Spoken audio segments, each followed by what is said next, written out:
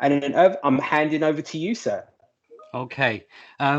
So Justin's built me up quite a lot, so there's no pressure there at all. As Justin said, we met online virtually a while ago, and we've been having discussions behind the scenes about just the journeys really that we were going on and sharing some of our experiences, and a lot of the things that we discussed resonated. So he'd been asking me to sort of like, come on. It wasn't the fact that, not necessarily that I was too busy to do this, is actually plucking up the courage to be able to do this, because this is the first time I'm actually doing something which is more of a reflective journey on myself. So this is my case study on me, and then try to think, how could I get across the things that I believe in, the things that I stand for, in a short window of opportunity like this, which is an hour. And we came up with just looking at, just in broad terms, in terms of broad diverse teams and about inclusive thinking, and that's the work that I've been doing. So a little bit about me. I'm just going to share my slides with you, just so that I can start discussing some of the things with you. He says, and it's not opening. Okay, let's go with that. Let's try and do it old school. Okay. Can everybody, Justin, can you see this? If you can just let me know. Yes. Yeah, perfect. Okay, so my name's Kaushal, and I'll talk about my name in a minute. And currently I work for the Chiltern Teaching School Alliance, and I also that's under the umbrella organisation, which is Chiltern Learning Trust, which is a group of schools, secondary and primary schools in the Luton, Central Bedfordshire area. My role within that is a specialist leader in education, where sorry, can I just quickly stop you? Have you started playing your PowerPoint slides yet? Because at the moment I can see a duplicate of my own screen. Ah, right. Okay, let me just stop. Sorry. Let's see if I can bring that back up.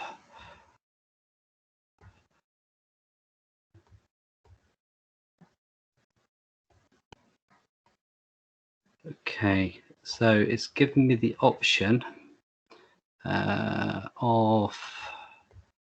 So when you click on the arrow in the box, as mentioned, then you need to sort of look at what's it wasn't bringing up my PowerPoint, so I was doing it. So well, I tell you what, try close. There you go. It's working. Got it now? Yeah. I've got it now. Yeah, it's fine. Just for those people that are listening, I've spent over 200 hours on Zoom over the last 4 months delivering CPD to teachers across the UK and across the world. So I'm very, very much au fait with Zoom. Microsoft Teams, I'm still very much a novice. So in terms of, that's what I do regarding on the education side. I run a program, which is the DfE funded program, which is BAMEed to Leadership, which resonates with some of the programs that are running within the civil service. And that's really to focus on getting representation into leadership roles. And I do that 1 day a week, and I teach 4 days a week, and I teach maths. And then this year I had the privilege of being asked to join the BAMEed network as part of the National Steering Committee, where we organise events, and we also give support to leaders and staff across the UK regarding representation within their schools. So that's just a brief introduction to me. So I'm going to spend a little bit of time on diverse teams. I'm not going to spend a lot of time on diverse teams. Diverse teams for me is the strategic agenda. So just to clarify, this isn't something that we do on a day-to-day basis. Diverse teams are created, which means that you're looking at the overall life cycle of an employee within your organization, and the mix and the demographics that you've got of staff that work there. So those very much are a top-down decision in terms of whether you end up with a diverse team or not. So this is just a physical representation of people within your organization, what are their backgrounds. And when we're looking at the protected characteristics and then looking at the national demographics, we can see that whether there's a representation that meets your needs or not based on who you are serving. So from that point of view, that's the diverse teams. Now, I've been working on and off and really trying to engage with leaders and taking it as a top-down approach in terms of how do we get more people that represent our communities into our workplaces, and not just into our workplaces, but at all different levels of our workplaces. So not just the workers, as I call them, into middle management, into senior leadership. How do we do that? And that's about looking at cultures and looking at priorities within our workplaces.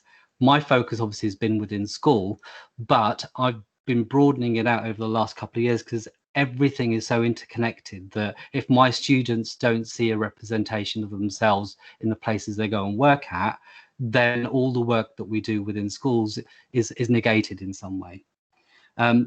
On that note, the person that really stood out for me, and I'd urge you to go and look it up if you haven't done so far, business in the community, you've got Sandra Kerr, CB, who's been doing outstanding work on this side. And it's one of the first reports that I read and one of the first charters that I saw. It's the Race at Work Charter, which has 5 key elements on there. I've been focusing on 2 key elements of that.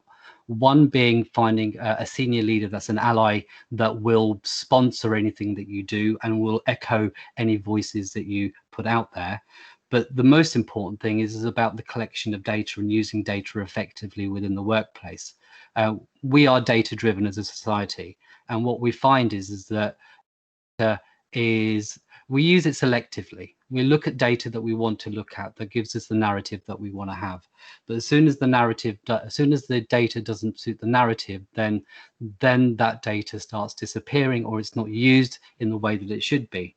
Now, you're quite lucky within the civil service, whichever departments and offices you represent, majority of you will be signed up to the Race at Work Charter. Data will already been collected. And one of the remits or criteria that you have within the Race at Work Charter is that it's not just collecting data, it's then coming up with actionable steps that address issues that the data highlights. And that's the part that I've really been focusing on. The data exists, the facts exist, the representation within the different grades within the civil service. For example, within my world, which is education, 3% of head teachers are from a non-white background, which is totally unrepresentative of its workforce as well as the population and the communities that we serve.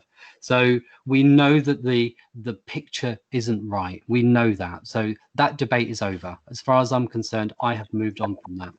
It's done. We need to be thinking, how do we address these disparities that we see in our workforces? And I've come back from that and gone into a full circle. Why does it even matter? Why does representation matter within our workplaces? So I've been looking at all of these issues, and the other report that I looked at was the McGregor-Smith review, which was done in 2017, and then there was a follow-on, which was a year on from that, which looked at the impact of not having representation within our workforces, and that's putting a pound note to our business model in terms of giving you a justifiable reason why you should improve representation to improve your productivity as an organization. And that might be a service orientated and it might be a financial driven one, but there is a business case to be had, and that's something that you should be looking at. Now, whichever, I don't know the mix of the audience that we've got today, whether we're in what levels of seniority we've got, but if you are a leader out there, then you've got to be thinking long-term, strategically thinking, my business needs to be sustainable, and how do I make it the most sustainable? And that's got to include the staff that work for you and their productivity. And if you're not getting the most out of your staff, then how can you truly be saying that you're being as productive as you can be? So that's a whole nother series that we can be talking about. So that's diverse teams, and that is very much a strategically driven agenda. I'm focusing on inclusive thinking, and I thought many hours about how I can put this across, and I thought, well, actually, I can talk about my journey. I can talk about me as a case study. And that isn't about me blowing my own trumpet. This is just telling you what thinking involves and what being inclusive is. So I'm going to show you an image. I just wanted to give you a couple of seconds just to think about that. And we've all seen images like this, where we've got paths that come off paths. Some are formal, some are less formal. Think about why those paths actually appear. Why are people not using the tarmac path that's on the left-hand side? And why has that path appeared that goes between those trees and it's not tarmacked? Why does that happen? And why is it so visible? Is that because many people have used that path and not used the other path? And this is for me the embodiment of what I do in terms of teaching. So when I'm teaching maths, for example, I don't look at it in terms of this is your method and that's the only one that you can use. I try and facilitate students to look at, this is where we need to end up. How are you going to get from where you are to where we all need to get to? Now, I can tell them, I can help them, I can support them, I can encourage them, but ultimately I will have up to 30 different minds within my classroom. And who am I to tell them that the best way to go from place A to place B is the way that I choose it to be? If we apply that to our leadership models, we've all been there. This is the way that we always do things. This is the way that it's done. This is the way that it's always worked. We've heard those phrases, but why does that have to be the case? Why not let your employees, why not let your staff, why not let your teams think, okay, this is where we all want to end up. Are there different ways of getting there? And how do we encourage that type of thought? Now, this all comes back to, if I go back to the diverse teams, if you have people, and I call it a meritocracy.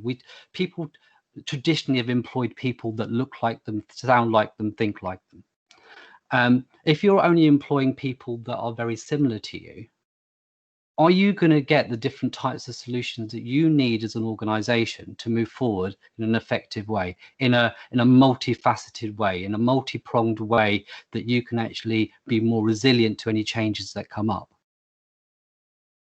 Or are you always going to stick to the tarmac that you've always known?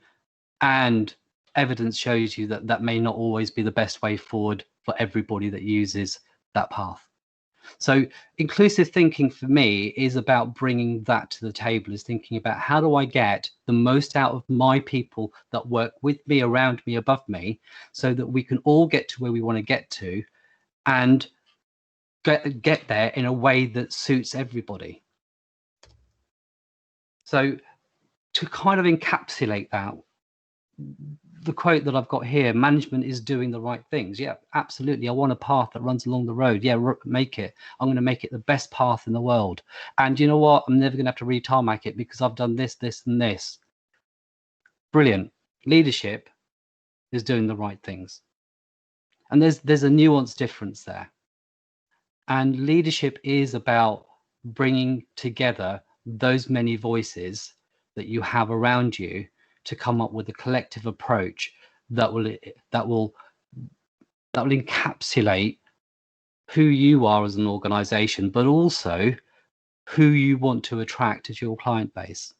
Now, I know that within the civil service, you have internal and external clients, and it's a difficult mix to me. In education, we have a very similar one as well. We have students that we have to support and help them in their journey. We also have staff, but then we also have the wider community. We have the parents, we have the external agencies. There's so many different people. We don't live in these little microcosms where we can only suit ourselves and that's okay with us.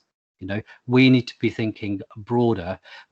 This pandemic that we've been in and the lockdowns that you're experiencing at the moment, if it's shown us one thing, is that a collaborative approach is a stronger approach. And to have true collaboration, you've got to listen to the voices. So, me, this is where I was born. This is in Bedford. 50 years ago, I was born in this hospital. This is my hometown that I grew up in. This is Bedford. this is where I went to university, which is up in the northeast in Middlesbrough. And I studied industrial design marketing, which is a brand new course at the time. And that's one of my other passions is design and art. I went into magazine publishing after that. And then when that didn't work out, I decided to go down a different route. I ended up working for River Island, but not menswear. I actually wanted to be the fish out of water. I actually joined ladieswear. And I did that intentionally because I wanted to stand out. There weren't any men that were working over on ladieswear. And so I thought, okay, the one way of getting noticed within an organization is to be different, to be accepted, not shy away from that. I then went on and worked for Electronics Boutique, who were the parent company for who now is Game. And I was part of that transition, and I worked for them for a number of years.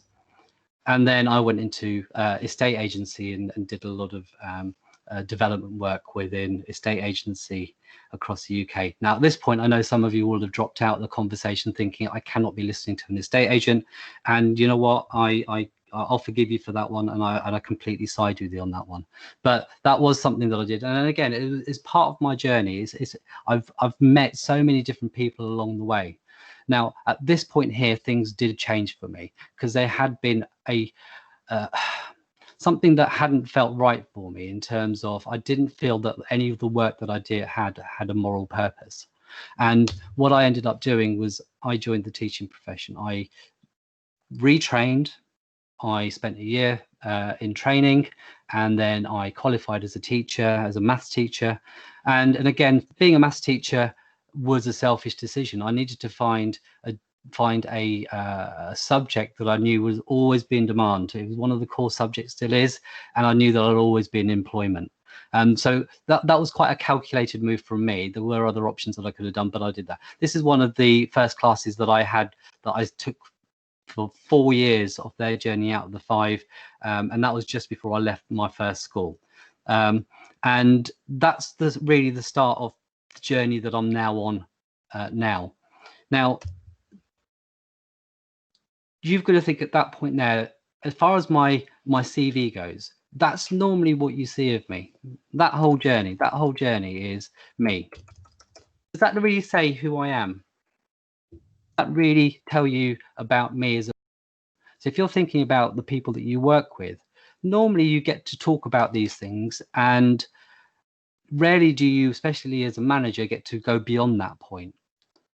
But are you really seeing the person that's in front of you and what they have to offer?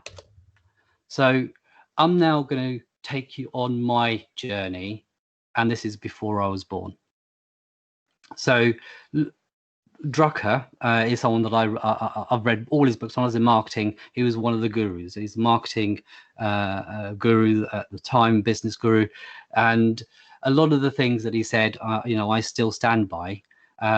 If you want something new, you have to stop doing something old. So an embodiment of that was this man.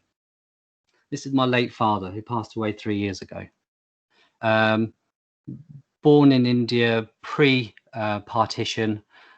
Was a teenager during the partition, went from the Pakistani side to the Indian side. He was a Hindu, he's an Indian, and it wasn't going to be safe for him.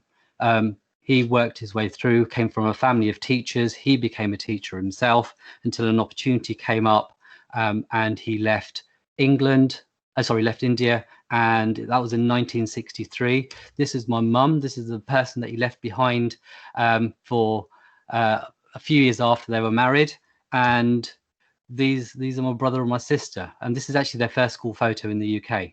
My dad came over in 63, and my mum and my brother and my sister didn't come over until 1967. So they were apart for a number of years, and in those days there wasn't the internet, there wasn't the same kind of communications that we have now, so it was quite a tough time. My father came here, discovered he couldn't be a teacher here, and ended up working in a factory, as my mum did for over 30 years. This is what my mum left behind. This was the family photo at a train station in Jalandhar before she left, departed on a train to go to Delhi and leave India's shores for good and make a new home in the UK. Now, in terms of me, this is me. This is me at 6 months old. And I was born in 1970. I was the first person in my family to be born in the UK. I had a hell of a journey. Growing up, living in quite a diverse area. There's a lot of Indians, a lot of people from our communities that lived within Bedford at the time. It was quite a diverse mix, purely because there's a lot of people that were coming over from various parts of the empire to actually help rebuild what we needed to rebuild here. So my father was part of that, and the community that I lived in for the first 15, 16 years of my life was pretty much that. And it wasn't until I left there, I went to university, that I started to think, okay, am I fitting in here or not? And there's lots of things that came up. Now, some of you might be a little bit horrified to hear that I always wanted to be something else rather than Indian. And that wasn't because I wasn't proud of being Indian. It wasn't because I wanted to disrespect my parents and their heritage. It's because I found it a real challenge being an Indian as a first generation immigrant, first generation child of an immigrant, and trying to fit in within the communities that I lived in. At home, I had one life. When I went to school, I had a different life. When I went to university, I had a different life. When I was in the workplace, I had a different life. It wasn't the same as what I had at home. And I was always continually torn between the two. And what that ended up being is that I ended up adopting that there were no issues around me, and I started believing in the meritocracy that was out there, in terms of if I work hard enough and I work in a smart way, I will succeed no matter what. I truly believe that, and I convinced myself of that journey. And that's in the backdrop of my father coming over in '63 during the Enoch Powell years, and listening to the Rivers of Blood speech, and my father always having a packed suitcase under his bed, saying one day they're going to ask us to leave. That's the backdrop of me thinking that I don't want to have that life. I need to be in a different place, because otherwise I can't function. I can't function in this world if I'm always going to be battling against the things that are against me. So then you accept them and you adopt them, and then you try and fit in. The image that you see on the screen is actually, it's not my hand, by the way. My watch would be far better than that one, but it's what it embodies what I tried to do. And I remember sitting there with some workplace colleagues. This is a good few years ago, before I was in teaching, and I used to get frustrated. They'd come back after the summer holidays and say, "Look at my tan, look at my tan." And I'm thinking, well, I've just been to Turkey in 45 degrees heat. I am at least 5 or 6 shades darker, but no one's mentioned my tan. So I started wearing a watch. And I know that sounds really, really shallow. I started wearing a watch just so that when I came back from holiday, I could show them that I was actually darker than when I'd left. And I look back on that and I am quite embarrassed. I'm quite shocked how I dealt with that situation. And I've moved on from that. I am proud of who I am. There's things that I focus on, and those, getting a suntan is not one of those things that I focus on, or even making sure that people are concerned whether I've tanned or not. I don't need to fit in that way.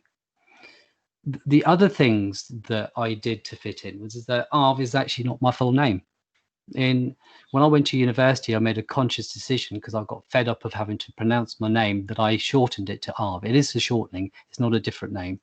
And so when I was 18, that was quite and I didn't think about it at the time, but looking back, it was like, yeah, that's when I actually started thinking, I need to be a little bit more, I need to blend in a little bit more. So my name, most people don't really associate with being Indian. So when I met people on the phone or whatever, they wouldn't necessarily, or they saw my name on the list, they wouldn't necessarily know where I was from and what I was doing. So from that point of view, there's lots of little things that I did, even to the point where I had colleagues who had been offended by things that other colleagues had said in my presence, whereas I had laughed those things off, but they were offended for me. And when I look back at that, I'm not thinking, how could that have happened? How could I not have picked up on those things where I was trying to fit in all the time? So, as I said, this is a whistle-stop tour. I could talk about a lot of these things. This represents quite a marked time in my recent journey. So 2018, we relocated from Kent, and I took on a new job within Luton and moved to Bedfordshire, which is my hometown. I lived in Kent for over 20 years. Myself and my wife moved back here because my father had passed away, and needed to be close to family, look after mum, etc. And I was handed on a plate, really, this role of managing the Equality and Diversity Fund. And at the time I thought, what do you mean equality and diversity? There's no issues within education. There's absolutely no issues in education that I've seen. My challenge was that I hadn't been looking, I hadn't been seeing. That didn't mean that those issues weren't there. And I spent the first 6 months reading report after report after report, and having sleepless nights thinking, why, if this exists, why hasn't anybody in my my profession that is like the light in our communities seen this and done something about it? And I was completely winded by this, in terms of, I don't understand why nobody's taking any action. So that's when I started this journey that I'm on now, which is looking at how we improve the landscape in front of us. And looking back at my journey, and I actually use this analogy when I presented to the DFE, is that, I mean, it's a Guinness effect. When I looked at my history, my work and everywhere else, and I look at the leadership structures and I look at the workforce, it pretty much is embodied within this image here. There's certain things that rise to the top, and there's certain things that don't rise to the top. And the Guinness effect is something that I think really clarifies that image for me. And then we get on to representation. Why does it matter? And you can't be what you can't see. And I don't think I can actually elaborate on that anymore. If you don't see yourself in those positions, how could you ever be confident that you're going to be in those positions in the future? And that's something that I've really tried to help my colleagues to sort of like think about, because quite often we're like, you're Asian, you're black, you're from this minority, you need to be the voice for that, and that can be that can be tiresome, that's emotionally draining. But we do need to be visible.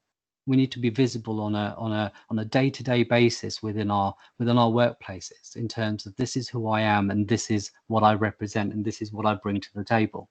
And they're the kind of conversations that we need to have. And as I said to you earlier on in this presentation, and for those of you, I am coming towards the end soon, is that I've moved past the why do we need to do this, the facts, what's the data. That data's out there. I am happy to share with anybody that is interested, that I work with, or anybody that's listening, that the data is out there telling us that the picture isn't as it should be. So the next part is that how do we help people get to the same point that you might be in understanding that? And we have got to help people learn how to learn. We've got to teach them how to learn how to learn. We need to be the facilitators. It's not about me reading a book to them and saying, this is why. This is about me handing the book to somebody and saying, read this book, and then come back and have that conversation with me, if you are truly interested in making a difference. And that's one of the key things that we need to focus on, is that move past the let's have a debate about this. The debate side of it, regarding whether it's a valid argument to have or not, is not there anymore.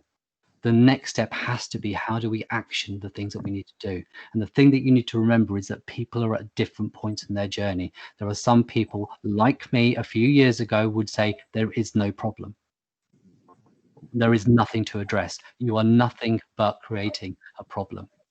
And there'll be people at the other side who are angry and shouting, who will be saying to you, this should have been happened, this should have been changed years ago, and nothing's changing. Why? And they'll do it via an aggressive means. There is another way of doing this, which is helping people understand the same things that you understand. But we are surrounded by intelligent, educated people who in their day-to-day work read and upskill themselves in what they need to do in their roles. And what you need to say is that use those skills to upskill yourself in understanding me better. Understand what I bring to you as an organization, understand what I can do for you as an organization, and also understand the impact if you don't do that. So looking at that, there's a whole thing. I mean, I talk about positive disruption. I'm going to whiz through this. This is just one suggestion. We've got engage the strength of hundreds of minds, and this is what Justin's been doing. This is what Bernadette's been doing. This is what Sandra's been doing. This is what many people have been doing over the years in terms of engaging the strength of those minds out there. And how do we change the structures that we've got in a positive way, but question and be critical, but offer solutions. Eliminate the stagnant knowledge model. So that whole thing about going back to that path, why should we use that path just because it's there? The other path is clearly better. It's quicker, it's better, or it suits us more. Revisit what you believe to be the way forward on a regular basis, and don't stand there thinking it's the only way. Now, this is about rewiring mindsets. So think about how you need to do that for yourself, but also how are you going to encourage other people by giving them the right information and being supportive so that they can start thinking in a different way too.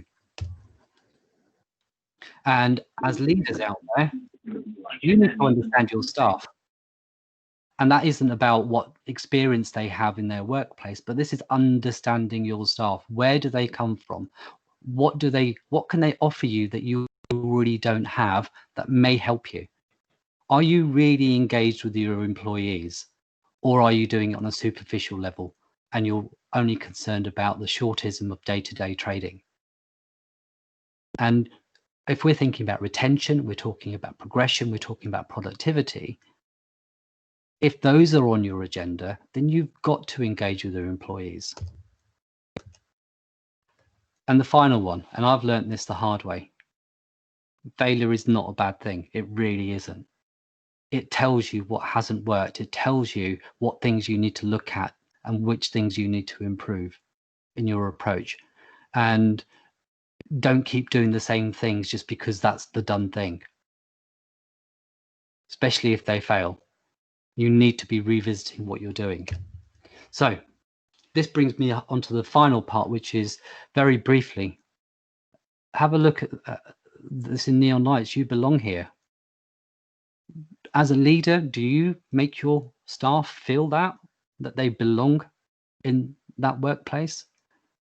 As an employee, do you make your colleagues feel that? So there's two ways of looking at this. You want to belong here, but you also have a responsibility to make others feel they belong there too. And that isn't just the role of leadership. That is the role of every single person in an organization, is that if you're looking to have an organization that's inclusive, everybody needs to feel like they have the right to be there and do their best and be heard. And that's got to be the long-term aim of anything that you try to achieve. And this is the thing that really comes out of this, which is like, be yourself. Everyone else already is taken. So you shouldn't try and replicate anybody else. Be who you are and be the best of who you can be, because that's all you can really, truly be. And don't try and be anything else, as I found out to my detriment over the years that I've been in the workplace. And kind of echoes some of the things that you may have heard. These aren't goods that we're trading, and you shouldn't have to negotiate who you are with your surroundings, because who you are is actually inside you, and you just need to let that person out. And just one of the final slides, any doubts about equality and equity? Myself, equity is my way forward. And people need to be happy with that picture, that some people need a different level of support and encouragement than others. Equality is a good framework to have to make sure that you get a robust system in place. But to get the most out of your employees and your staff and your teams, you've got to look at equity. You've got to think, where do I need to focus my attention on to get the most out of every single person in my organization? That's me. Done. It's a whistle stop tour. Find me on Twitter. I'm on LinkedIn, and there's my email address. I'm sure Justin will share that. And all I can do is, and I'm not even going to try and pronounce some of these, but I'm going to try and thank you in as many languages by text as possible. I think that's me done. So back to you, Justin. Thank you very much, Arthur. As you can tell, the box which I've been looking at has been nothing but really kind words towards you, opening up and sharing some of your personal life, but also as well some of your personal thoughts and reflections, which you surprised me. I didn't even think you were going to go that deep. So thank you very much for that. And thank you for trusting us with that. Now, this is the time, people. I know some of you forgot to put yourselves on mute earlier, but thank you, Bernadette, for managing people. I'm hoping if people feel comfortable, we can now start asking some questions. So if that's all right, I will monitor. If anyone has a question, I would prefer, if we can, to raise your hand in the chat box if you've got access to it. If you're on the phone, then please just let me know that you're on the phone, and then we can then bring you in and you can ask your question. So who is feeling brave enough to ask a question to Irv? And I think everyone should be quite comfortable because he's made us comfortable in this time. So who would like to ask the first question? Please put your hand up in the chat. While people are thinking about questions, I've got maybe two that I'm going to sort of jump in with. Yeah. So as one of our conversations we talked about really much is about that inclusive style of leadership. So very much I like the neon sign when you say about you belong here. Now, being a line manager myself, I've tried to take on certain things. I've tried to make sure that people feel comfortable, valued, listened to, etc. in my teams. But at the same point, being a line manager, I also as well know that in the civil service, there is emphasis on delivery. And sometimes it's difficult to have those one-to-one conversations, as you mentioned, to get to know people in your teams. So maybe if possible, if you have any advice on how you can still help people feel like they're part, like bring them into that inclusiveness while still having pressure of, you know, like deadlines and timescales, etc. Yeah, I think the premise for this is that this isn't an add-on to your role or to your agenda or to your list of priorities. Not an add-on. This is part of your agenda. I tackle this whole topic from a well-being point of view. So if I'm looking to look after my staff, I've got to understand my staff. If I don't understand my staff and they don't feel that they belong in my organization, they are not going to be in a position of positive well-being. So that's the overarching theme or the umbrella that I'll be thinking about. But on a practical level, you've got to think, what am I doing to encourage those conversations organically within my organization or within my team? Have I created opportunities for that information to come out? Or have I been in a position where I've suppressed that because of the day-to-day pressures that we have? So creating opportunities, and then you add to that I don't need to know everything today. I need to have those conversations over time. And it's a sustainable approach moving forward rather than thinking I've got to get this information from this person in a particular way. This is actually just getting to know. Think about your colleagues, not as your friends in terms of that you want to go and socialize with, but your professional friends. and therefore you are interested. You need to be genuinely interested in what happens to them, and don't put all the emphasis on them. And know that we have pressures as leaders and time is an issue. But if you know that you have, I don't know, for example, I'm a Hindu. If you know that I work for you and I'm a Hindu, do you know which festivals that I have? You can diarize them. You don't even have to remember them. Things like that, where you get to know people, because that will prompt those conversations and it will happen in an organic way. It's not something that you should think that I need to do if I've got time. It's something that, what am I doing to encourage those conversations on an ongoing basis? Thank you very much. It's a really good answer, and I'm hoping a number of the line managers who are on here or network leaders who are on here can really take on board the advice that you've just provided. So this is quite interesting. We've got over 94 people who's actually registered, logged on, and still here. So I'm going to go to a couple of people, as I said, who had raised their hands to ask questions. So if that's okay, who is our first person? So the first person up, if that's all right, Benjamin. Happy? Oh no.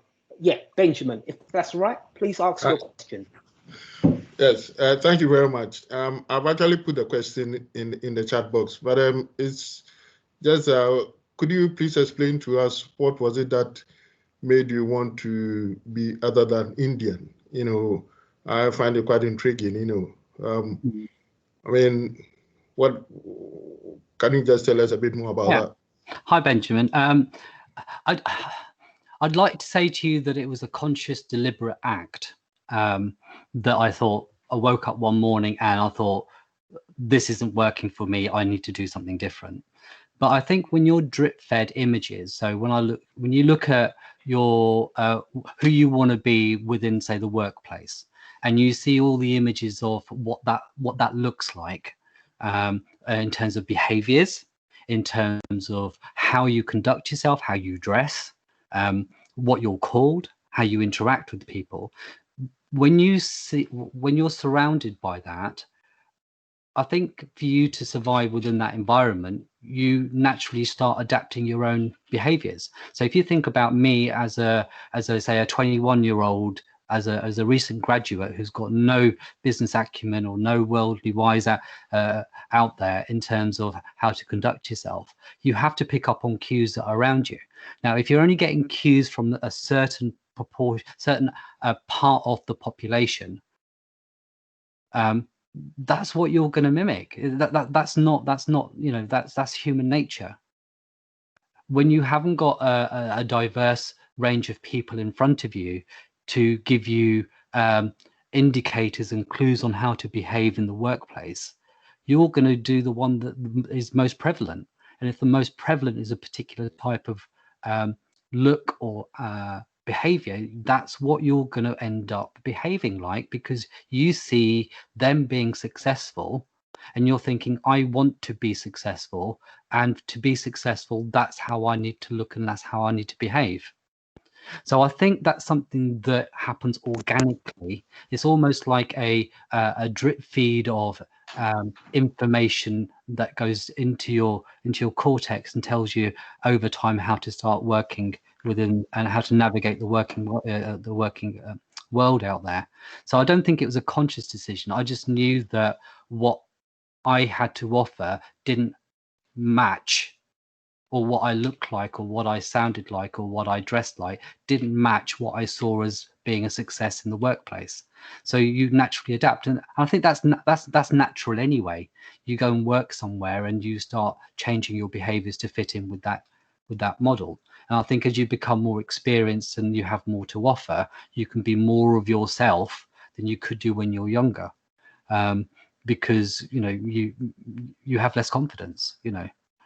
As you become more confident as a person, then you can start showing more of yourself, knowing that what you have is valuable, at least to you, even if it's not to other people. So I think it's more of an organic thing that happens over time. And I think many people, fit into that category for all different sorts of reasons, that we're expected to behave and act and look in a certain way to fit within that certain type of workplace. And women had that issue. Women, in terms of the behaviours and the way that they dress, is continually looked at within the workplace. It's not just about race. It's that, the gender issues out there are huge. Women are expected to behave in certain ways, and therefore they're not bringing their best game to the table because they're being somebody else. I hope that answers your question, Benjamin. Yeah, thank you. Thank you. Thank you very much, Benjamin. So I'm going to go on to the next question, if that's okay, and that's by Zaid. Yes, hi there, Arv. Hi. Thanks for taking the time to do your presentation as well. Very interesting. What I'm wondering about is just looking for your opinion on this. Our senior leaders, i.e. our CEOs and our directors of the various civil service departments, do you think that there is a real genuine desire by them to deliver the change to make our departments more truly diverse and inclusive and representative, given the fact that we've had these issues for decades now, we're into generations, nothing of substance has been done, nothing of substance has been delivered, and now all we seem to be having is talk, and yet during this COVID pandemic, when a financial aid package was required, magically within a matter of weeks, it was delivered and put out to the public. Anybody could apply. So we're in a national emergency. They're able to meet that. It might not be perfect, but yet in terms of representation, that doesn't seem to be a national emergency, and it's been going on for decades on end, and we're still talking about this now. Do you think there is an actual, truly genuine will to make this change happen? I think on a scale, I think there's more of a desire now than there was before. So that's the one thing that I can probably say quite certainly, in terms of there is definitely more of a desire now than there was, say, even 12 months ago. In terms of whether it's a sustainable desire, in terms of will this fade like everything else in terms of things that are popular to do, and after the George Floyd situation and the Black Lives Matter protests and everything else, you saw a flurry of companies virtue signaling or expressing their views on that on one side or another, and a flurry of jobs being created in terms of D&I jobs out there, and you're thinking, okay, is that something that's going to continue? Is it really going to make a difference? So I think time will tell. That's one thing, but it is going to take people to keep talking about it to make sure that it's still a live issue. That's one of my concerns, is the fact that people will let day-to-day pressures supersede, like you're saying, something that's been an issue for decades. And I'd like to think there is a genuine desire. I really would, but I do know that the higher up you go, the slower the change in personnel and attitude. You've still got people that are from the Russell Group who predominantly populate a lot of the top positions, and the Russell Group predominantly is made up of people from a particular background. So when you look at those kind of things, that's a much slower change. But I do feel that there is more of a tide of change that's been coming over the last 6 months that seems to have a different feel to it. So I think we just need to keep doing the work. It's hard work, but we need to keep the agenda alive so that people don't think this is something that was just 2020, and 2021 is different. Okay, thank you. Okay. And thank you, Zaid, for that question. Sounds like you got a bit of an accent, so I know you're definitely not from London. But yeah, quite deep question and really good answer. So I'm looking at the time, and what I want to make sure is that we can at least use at least the last minute to thank you for your time. So I've got one more question, if that's okay, from Jazz. So Jazz, if you're still on the line, please ask your question.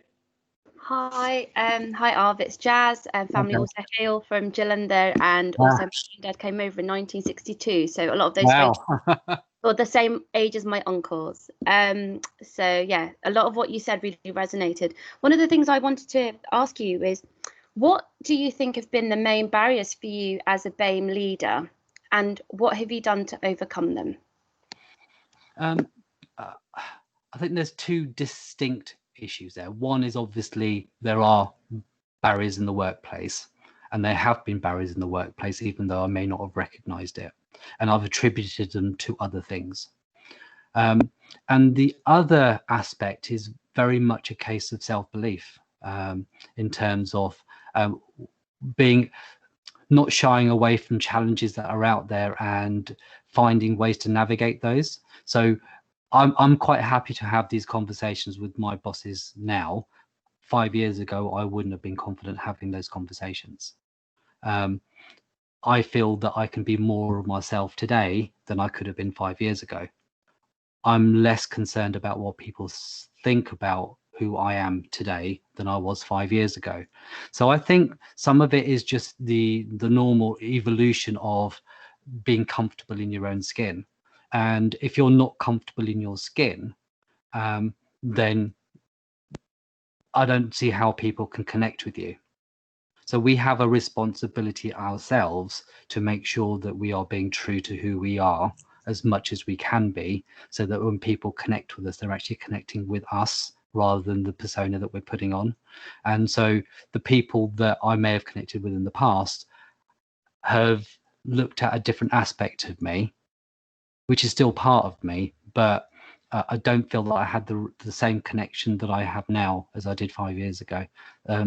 So I think we have a responsibility to push forward and not let those barriers get in our way, and to stand up and say that those barriers exist, but also work with people to make sure that we help them understand the same challenges that we have, which is why I shared my story. Is like, I wanted people to know that this is who I am. Okay, are you going to have the same conversation in the same way before you knew that? And I think if you just looked at my CV and thought this is me, you'd have one type of conversation with me. If you knew much more about me and I was being true to myself, I don't think people could have the same conversation with me. And I think you've got to give people the credit to go on that journey for themselves too, with you. Oh, great, thank you. Excellent. So thank you, Jazz, for that last question. And apologies for those people who had to shoot off. Yes, we've overrun, but just slightly by 1 minute. I would like to take the time, if that's okay, to ask each and every one of you to unmute yourself. Take your time, and to give a big round of applause. Thank you. Thank you, Alv. That was fantastic. God bless. Thank you, Alv. No, thank you. Thank you for your time. I really appreciate it. I've just got one thing. Just got one thing, Jason, Justin. There's Andy Roach on there, and it says you have not changed much, Alv, and I'm intrigued by that. I'm It was the picture of you as a baby. Oh, right. Yeah, I thought it was flattering, but you didn't have a beard, though. I'm not sure. I mean, you know, I didn't look at the pictures. I definitely had more hair on my head then, I'm telling you. So this is one of the reasons why I sort of try to get these things organized. I think for all of us, while we're working from home, and I mean while working at home, we need to have these conversations. We need to be inspired in different ways. And we also as well need to have those kind of people who will say certain things that will help us think differently, but also as well encourage people to raise questions.